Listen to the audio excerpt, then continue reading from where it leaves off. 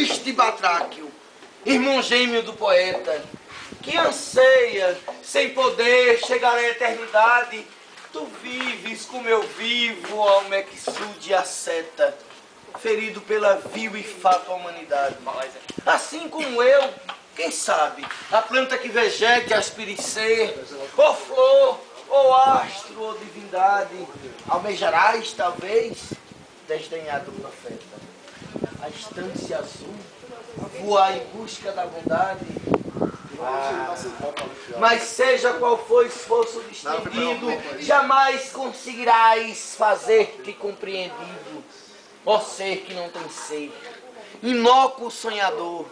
És a imagem fiel da alma forte do poeta, a sofrer sem revolta as armaduras secretas, nas expressões de quem flui as delícias do amor.